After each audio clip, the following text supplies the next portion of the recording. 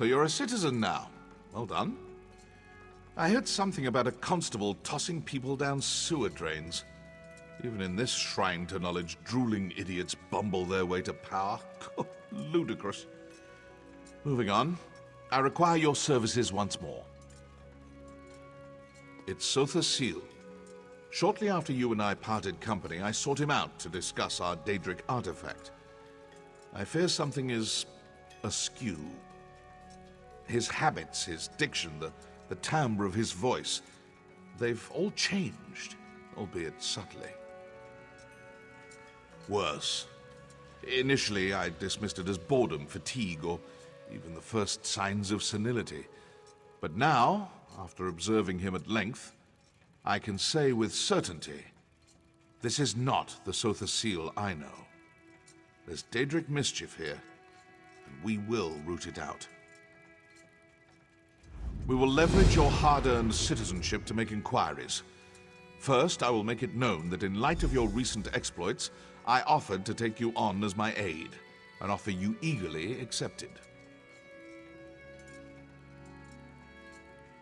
As the most powerful mage in the Brast Fortress, I find it difficult to have proper conversations with common folk.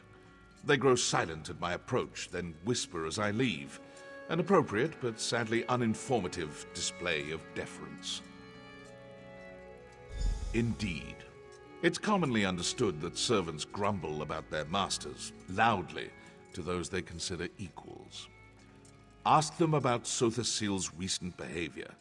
I'm confident we'll find something of value tucked away in their churlish complaints. You have questions, of course. Ask what you must. The forces at work here are cunning indeed. You should be prepared for anything.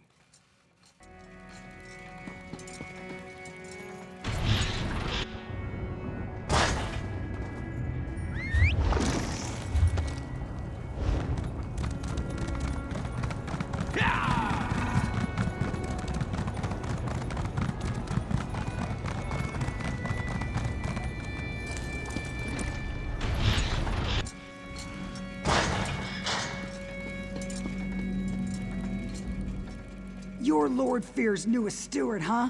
Could we talk later? If I don't finish this lamp inventory, Gascon will feed me to the fabricants.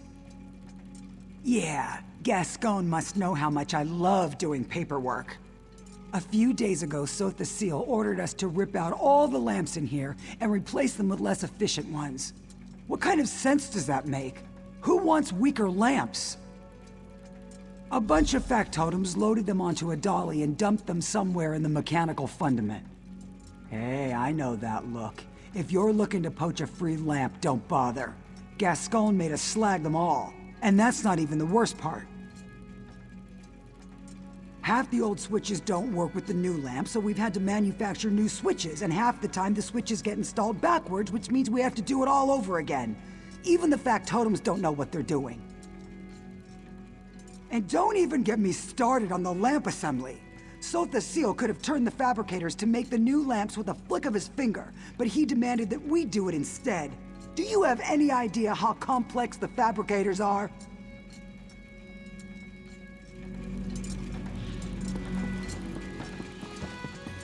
To every machine. So you're Divayth's new auxiliary, eh? Tough luck, friend. I've heard he's an insufferable bastard, but at least he's not Sotha Sil.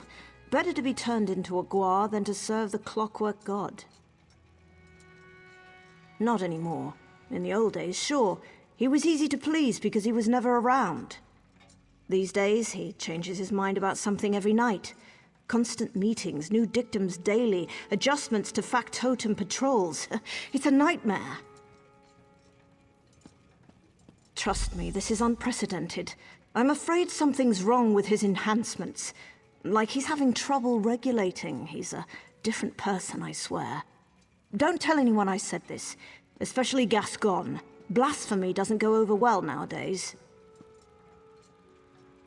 Yes, speaking ill of a god never turns out well. In the old days, he'd take it in stride. Commit your small blasphemies, he'd say. The fire of doubt turns ignorance to steam, but not anymore. This place is becoming more like Mournhold every day. Right. I'm sure you have plenty of work to do for Lord Fear. He's back a few days and already burying you in paperwork, no doubt. Take care of yourself, friend.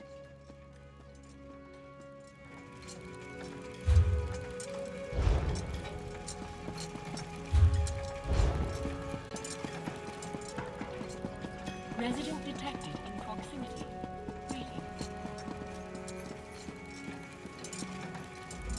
So you're the one Divayth tapped to be his aide in the Brass Fortress. Sorry to hear that. Provost Varuni's ancestors hail from House Telvanni, just like Lord Fear. But honestly, they couldn't be more different. Not as bad as you might expect. She's young, youth comes with impatience, but I've never felt unfairly judged, and she's generous with her praise.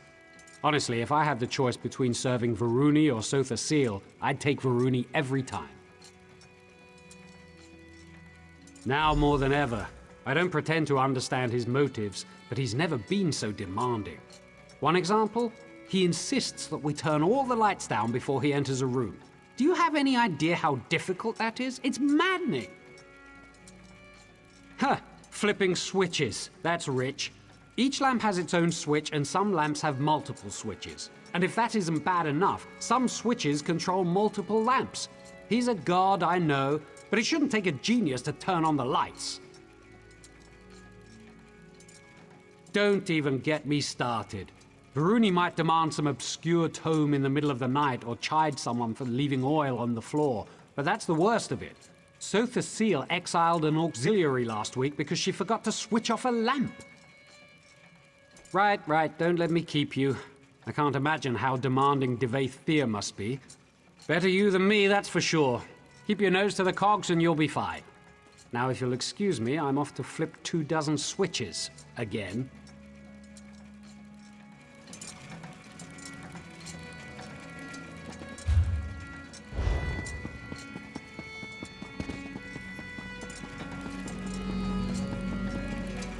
Were you treated well by the menials? I assume they battered you with complaints. What have you learned? Yes, well, I could have told you that. That's why I sent you here after all. What kinds of demands? Be specific. The lamps in the locutorium, yes? The large assembly room over there? The auxiliaries and factotums have been laboring in there day and night ever since we arrived. Curious. What could lights have to do with this? Well, there's only one way to find out. Impressive. I assumed I'd have to explain it to you. Of course, this requires a functional lamp. I assume he ordered them destroyed. Speak to that high elf of yours, Neramo. The dark elf as well. We need one of these lamps repaired and operable.